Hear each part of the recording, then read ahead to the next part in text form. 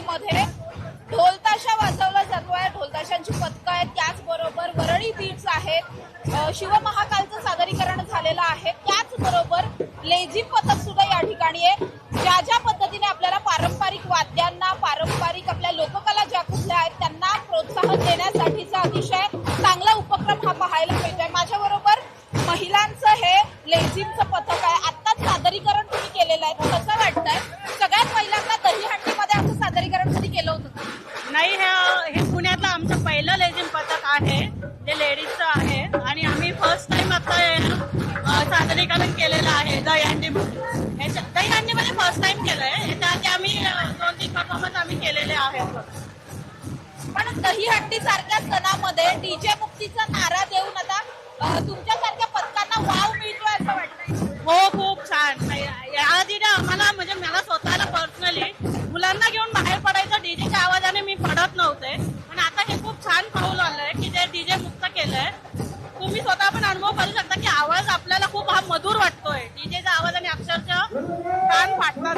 तर हे खूप छान पाऊल आहे आणि प्रशंसनीय पाऊल आहे.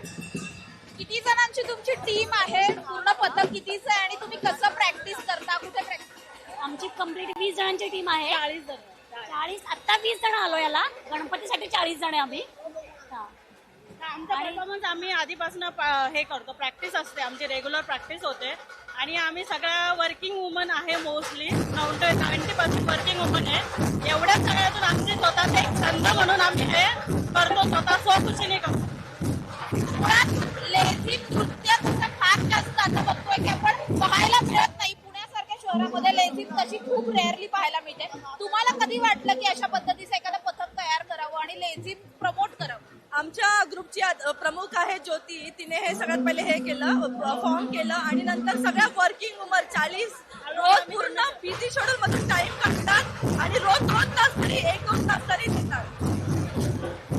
कसं वाटतंय आज इथे परफॉर्म करून आणि आणखी काही प्लॅनिंग आहे गणपतीत वगैरे अजून परफॉर्म करणार?